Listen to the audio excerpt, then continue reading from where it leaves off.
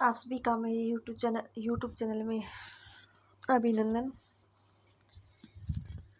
नमस्कार दोस्तों, आज मैं फिर हाजिर हूँ आपके सामने एक नई वीडियो लेकर।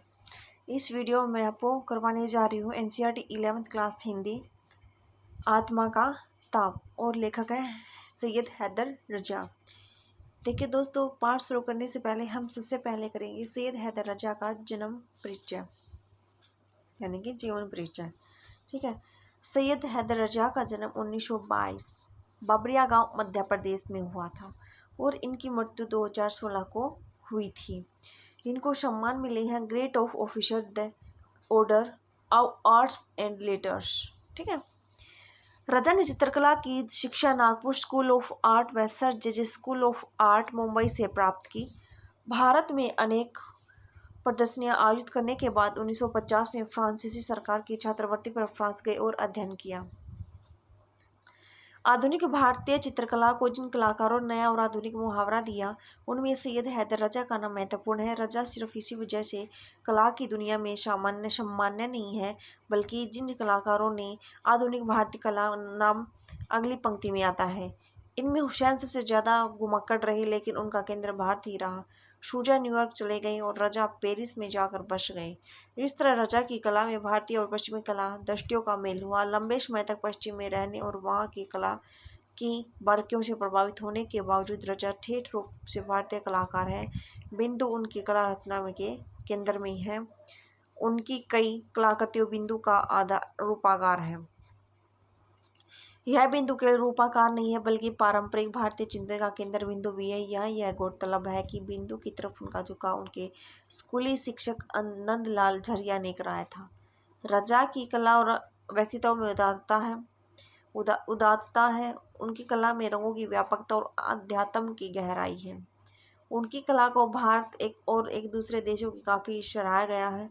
रुडोल्फ वॉन लेडेन, पियरे गोदिवियर, गीति शेन, जो क्लासे, मिशेल एम्बेयर आदि ने रजा पर मोनोग्राफ लिखी है। यहाँ दिया गया पाठ सैयद रजा की आत्मकथात्मक पुस्तक आत्मा का ताप का एक अध्याय है।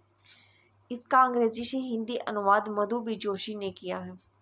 यह रजा ने चित्रकला के क्षेत्र में अपने प्रारंभिक वर्षों और सफलताओं के बारे में बताया है।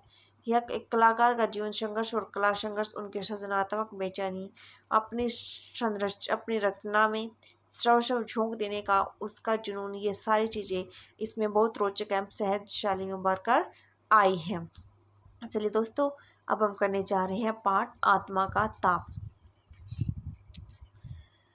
नागपुर स्कूल की परीक्षा में मैं कक्षा में प्रथम आया। 10 में से 9 विषयों में मुझे विशेष योग्यता प्राप्त हुई। इससे मुझे बड़ी मदद मिली। पिताजी रिटायर हो चुके थे, अब मुझे नौकरी ढूंढनी थी। मैं गोंदिया में ड्राइंग का अध्यापक बन गया। महीने भर में ही मुझे बम्बई में जे स्कूल ऑफ आर्ट में अध्ययन के लिए मध्य प्रदेश की सरकारी छात्रवृत्ति मिली। यह सितंबर 1943 की बात है। मैंने अमरावती गवर्नमेंट नॉर्मल स्कूल से त्याग पत्र दे दिया। जब तक मैं मुंबई पहुंचा तब तक जे स्कूल में दाखिला बंद हो चुका था। दाखिला हो भी जाता तो उपस्थिति का प्रतिशत पूरा न हो पाता। छात्रवृत्ति वापस ले ली गई। सरकार ने मुझे अकोला में ड्राइंग अध्यापक की नौकरी देने की पेशकश की। मैंने तय किया कि मैं लौटूंगा नहीं, बम्बई में ही नौकरी अध्ययन करूंगा। मुझे शहर पसंद आया, वातावरण पसंद आया, गैलरिया और शहरों में अपने पहले मित्र पसंद आए। और भी अच्छी बात यह हुई कि मुझे एक्सप्रेस ब्लॉक स्टूडियो में डिजाइनर की नौकरी मिल गई। यह स्टूडियो फिरोज शाह मेहता रोड पर था। एक बार फिर कड़ी मेहनत का दौर चला। करीब साल भर में स्टूडियो के मालिक श्री जलील और मैनेजर श्री हुसैन ने मुझे मुख्य डिजाइनर बना दिया। सुबह 10 बजे से शाम 6 बजे तक मैं दफ्तर में काम करता। फिर मैं अध्ययन के लिए मोहन आर्ट क्लब जाता और फिर जैकब सर्कल, जहाँ बाइक के परिचित एक टैक्सी ड्राइवर ने मुझे रहने की जगह दे रखी थी। उसने कहा कि मैं तो टैक्सी रात को ही चलाता हूँ, तो तुम वहाँ सो सकते हो। वह दिन में कमरे पर लौटता। यह छोटा सा कमरा जैकब सर्कल 7 रास्ता में पहले मंजिल पर था। एक रात जब 9:30 बजे मैं कमरे पहुंचा तो हमारे दरवाजे पर एक पुलिस वाला खड़ा था। उसने कहा कि तुम अंदर नहीं जा सकते, यहाँ हत्या की वारदात हुई है। हम लोग कभी भी राजनीति या किसी भी तरह की संदिग्ध गतिविधियों में शामिल नहीं हुए थे। मेरी तो कल गुम हो गई। मैं तुरंत पुलिस स्टेशन जाकर कमिश्नर से मिला। उन्हें बताया कि मैं एक विद्यार्थी हूँ, जेकब सर्कल में रहता हूँ। मेरे कमरे के बाहर पुलिस वाला खड़ा है और मुझे अंदर नहीं जाने दे रहा। उन्होंने बताया कि मेरे टैक्सी ड्राइवर मित्र राल्फ पर मुझ पर शक नहीं है। राल्फ की टैक्सी में किसी ने सवारी को छुरा मारकर हत्या कर दी थी। अगले दिन मैंने जलील साहब को क्राइम कहानी सुनाई तो उन्होंने मुझे आर्ट डिपार्टमेंट में कमरा दे दिया। मैं फर्श पर सोता। वे मुझे रात 11-12 बजे तक गलियों के चित्र या और तरह तरह के स्केच बनाते देखते। कभी कभी वे कहते कि तुम बहुत देर तक काम करते रह गई, अब सो जाओ। कुछ महीने बाद उन्होंने मुझे एक व्यापक बहुत शानदार ठिकाना देने की पेशकश की। उनके चचेरे भाई की 6ठी मंजिल के फ्लैट का एक कमरा, उसमें 2 पलंग थे। उनकी योजना यह थी कि अगर मैं उनके यहाँ काम करता रहा तो मुझे कला विभाग का प्रमुख बना दिया जाए। मैं जेकब सर्कल का 7 रास्ते वाला घर और उसका गलीज वातावरण छोड़ नए ठिकाने पर आ गया और पूरी तरह अपने काम में डूब गया। इसका परिणाम यह हुआ कि 4 वर्ष में 1948 में बॉम्बे आर्ट सोसाइटी का स्वर्ण पदक मुझे मिला। इस सम्मान को पाने वाला मैं सबसे कम आयु का कलाकार था। 2 वर्ष बाद मुझे फ्रांस सरकार की छात्रवृत्ति मिल गई। मैंने खुद को याद दिलाया, भगवान के घर देर है अंधेर नहीं। मेरे पहले 2 चित्र नवंबर 1943 में आर्ट सोसाइटी ऑफ इंडिया की प्रदर्शनी में प्रदर्शित हुए। उद्घाटन में मुझे आमंत्रित नहीं किया गया क्योंकि मैं जाना माना नाम नहीं था। अगले दिन मैंने टाइम्स ऑफ इंडिया में प्रदर्शनी की समीक्षा पढ़ी। क्लासमेट रुडॉल्फ वॉन लेडेन ने मेरे चित्रों की काफ़ी तारीफ की थी। उनका पहला वाक्य मुझे आज भी याद है। इनमें से कई चित्र पहले भी प्रदर्शित हो चुके थे और नयों में कोई नई प्रतिभा नहीं दिखी। हाँ, एस रजा के नाम के छात्र के 1-2 जल रंग लुभावने हैं। उनमें संयोजन और रंगों के दक्ष प्रयोग करने की जबरदस्त समझदारी दिखती है। दोनों चित्र 40 रुपये में बिक गए। एक्सप्रेस ब्लॉक स्टूडियोज में 8-10 घंटा रोज काम करने के बाद भी महीने भर में मुझे इतने रुपए नहीं मिल पाते थे। वेनिस अकादमी के प्रोफेसर वाल्टर लैंगहैमर से भेंट हुई तो उन्होंने जर्मन उच्चारण वाले अंग्रेजी में कहा, I loved your stuff mister Rajja Shah, मुझे आपका काम पसंद आया। रुडॉल्फ वॉन लेडेन भी कृपया बनाए रखते थे। इसके बाद वियना के एक कला संग्राहक एमेनुअल स्लेसिंगर मेरे काम के प्रशंसक बने। यह मेरी बहुमूल्य उपलब्धि थी। समय के साथ साथ चीजें होती चली गई। प्रोफेसर हैंगलैम्बर ने काम करने के लिए अपना स्टूडियो दे दिया। With the time of India में आर्ट डायरेक्टर थे। मैं दिन में उनके स्टूडियो में चित्र बनना था। शाम को उन्हें चित्र उन्हें दिखाता तो बारीकी से उनका विश्लेषण करते। मेरे काम में उनकी रुचि बढ़ती गई। मेरा काम निखरता गया। वे मेरे चित्र खरीदने लगे और आखिर मेरे लिए नौकरी छोड़कर कला के अध्ययन में जुट पाना संभव हो सका। 1947 में मैं जे स्कूल आर्ट का नियमित छात्र बन गया क्योंकि अब मैं नौकरी किए बिना अपनी फीस और रहने का खर्चा उठा सकता था। भले ही 1947 और 48 में महत्वपूर्ण घटनाएं घटी हों, मेरे लिए वे कठिन वर्ष थे। पहले तो कल्याण वाले घर में मेरे पास रहते मेरी माँ का देहांत हो गया, फिर मेरे पिताजी का। वे मंडला लौट गए। 1948 में भी वे नहीं रहे। विभाजन की त्रासदी के बावजूद बाहर स्वतंत्रता, उत्साह था, उदासी भी थी। जीवन पर अचानक जिम्मेदारियों का बोझ आ पड़ा। हम युवा थे। मैं 25 वर्ष का था। लेखकों, कवियों, चित्रकारों की संगत थी। हमें लगता था कि हम पहाड़ हिला सकते हैं और सभी अपने अपने क्षेत्रों में अपने माध्यम से सामर्थ्य भर बढ़िया काम करने में जुट गए। देश का विभाजन, महात्मा गांधी की हत्या एक क्रूर घटनाएं थी। व्यक्तिगत स्तर पर मेरे माता पिता की मृत्यु भी एक ऐसी क्रूर घटना थी। हमें इन क्रूर अनुभवों को आत्मसात करना था। हम उससे उबर काम में जुट गए। 1948 में श्रीनगर गया, वहाँ चित्र बने। ख्वाजा अहमद अब्बास भी वही थे। कश्मीर पर कबायली आक्रमण हुआ, तब तक मैंने तय कर लिया था कि भारत में ही रहूँगा। मैं श्रीनगर से आगे बारामूला गया। घुसपैठियों ने बारामूला को ध्वस्त कर दिया था। मेरे पास कश्मीर के तत्कालीन प्रधानमंत्री शेख अब्दुल्ला का पत्र था, जिसमें कहा गया था कि वह एक भारतीय कलाकार है, इन्हें जहाँ चाहे वहाँ जाने दिया जाए और इनकी हरसंभव सहायता की जाए। एक बार मैं बस से बारामूला से लौट रहा था या वहाँ जा रहा था तो स्थानीय कश्मीरियों के बीच मुझे पैंटधारी शरारती को देखकर एक पुलिस वाले ने मुझे बस से उतार लिया।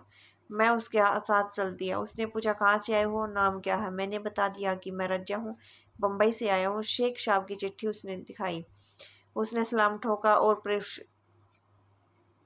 परेशानी के लिए माफ़ी मांगता हुआ चला गया। श्रीनगर की इस यात्रा में मेरी भेंट प्रख्यात फ्रेंच फोटोग्राफर हेनरी कार्टियर ब्रेशा से हुई। मेरे चित्र देखने के बाद उन्होंने जो टिप्पणी की वह मेरे लिए बहुत महत्वपूर्ण रही है। उन्होंने कहा, तुम प्रतिभाशाली हो, लेकिन प्रतिभाशाली युवा चित्रकारों को लेकर मैं संदेहशील हूँ। तुम्हारे चित्रों में रंग है, भावना है, लेकिन रचना नहीं है। तुम्हें मालूम होना चाहिए कि चित्र इमारत की तरह बनाया जाता है। आधार, नींव, दीवारें, बीम, छत, तब जाकर वह टिकता है। मैं कहता हूँ कि तुम सेजा का काम ध्यान से देखो। इन टिप्पणियों का मुझ पर गहरा प्रभाव रहा। बम्बई लौटकर मैंने फ्रेंच सीखने के लिए अलियांस फ्रांचे में दाखिला ले लिया। फ्रेंच पेंटिंग में मेरी खासी रुचि थी, लेकिन मैं समझता था कि चित्र में रचना बनावट वास्तव में क्या होगी। 1950 में एक गंभीर वार्तालाप के दौरान फ्रेंच दूतावास के सांस्कृतिक सचिव ने मुझसे पूछा, तुम फ्रांस जाकर कला का अध्ययन क्यों करना चाहते हो? मैंने पूरे आत्मविश्वास से उत्तर दिया, फ्रेंच कलाकारों का चित्रण पर अधिकार है। फ्रेंच पेंटिंग मुझे अच्छी लगती है। तुम्हारे पसंदीदा कलाकार शीजा वान गोगा, पिकासो, मातिस, शागल और ब्राक। पिकासो के काम के बारे में तुम्हारा क्या विचार है? मैंने कहा, पिकासो का हर दौर महत्वपूर्ण है क्योंकि पिकासो जीनियस है। वह इतने खुश हुए कि मुझे एक के बजाय 2 वर्ष के लिए छात्रवृत्ति मिली। मैं सितंबर में फ्रांस के लिए निकला और 2 अक्टूबर 1950 को मोर्शई पहुंचा। पेरिस में मेरा जीवन प्रारंभ हुआ। बम्बई में रहते हुए एक ऊर्जा थी, काम करने की इच्छा थी, आत्मा को चढ़ाई है ताप लोगों को दिखाई देता था। यहाँ जबरदस्त उतारता थी। यदि कोई काम करने की इच्छुक हो तो लोग सहायता को तैयार रहते थे। मैं अपने कुटुंब के युवा लोगों से कहता रहता हूँ कि तुम्हें सब कुछ मिल सकता है, बस तुम्हें मेहनत करनी होगी। चित्रकला व्यवसाय नहीं, अंतरात्मा की पुकार है। इसे अपना सर्वस्व देकर ये कुछ ठोस परिणाम मिल पाते हैं। केवल जहरा जाफरी को कार्य करने की ऐसी लगन मिली। मैं पूरे समर्पण से दमोह शहर के आसपास के ग्रामीणों के साथ काम करती। कल मैंने उन्हें फ़ोन किया यह जानने के लिए कि वह दामों में क्या कर रही है। उन्हें बड़ी खुशी हुई कि मुझे सूर्य प्रकाश, उस ग्रामीण स्त्री का पति जो अपने पति का नाम नहीं ले रही थी, का किस्सा याद है। मैंने दृढ़ता से उन्हें बताया कि बिन मांगे मोती मिले, मांगे मिले न भीख। मेरे मन में शायद युवा मित्रों को यह संदेश देने की कामना है। कुछ घटने का इंतजार, हाथ पर हाथ धरे न बैठे रहो, खुद कुछ करो। जरा देखिए, अच्छे शासी संपन्न परिवारों के बच्चे काम नहीं कर रहे, जबकि उनमें तमाम संभावनाएं हैं, और यहाँ हम बेचैनी से भरे काम किए जाते हैं। मैं बुखार से छटपटाता सा अपनी आत्मा, अपने चित्त को संतप्त किए रहता हूँ। मैं कुछ ऐसी बात कर रहा हूँ जिसमें खामी लगती है। यह बहुत गजब की बात नहीं है, लेकिन मुझमें काम करने का संकल्प है। भगवत गीता कहती है, जीवन में जो कुछ भी है तनाव के कारण है। बचपन जीवन का पहला चरण एक जागृति है, लेकिन मेरे जीवन का बम्बई वाला दौर भी जागृति का चरण था। कई निजी मसले थे जिन्हें सुलझाना था, मुझे आजीविका कमानी थी। मैं कहूँगा कि पैसा कमाना महत्वपूर्ण होता है, अतः वह महत्वपूर्ण नहीं होता ही नहीं। उत्तरदायित्व होते हैं, किराया देना होता है, फीस देनी होती है, अध्ययन करना होता है, काम करना होता है। कुल मिलाकर स्थिति खासी जटिल थी। मेरे माता पिता के न रहने और राष्ट्रपिता महात्मा गांधी को खो देने की जटिलता और बड़ी। धन्यवाद दोस्तों। हमने इस वीडियो में किया शेर हैदर रजा की एक आत्मकथात्मक पुस्तक, उनका एक अध्याय है आत्मा का ताप। उन्होंने इसमें अपनी बातें बताई, अपने जीवन का दौर बताया, कैसे कैसे परिस्थिति से उठकर वो कहाँ कहाँ पहुँचा। ठीक है दोस्तों, चलिए अब हम चलते हैं। धन्यवाद।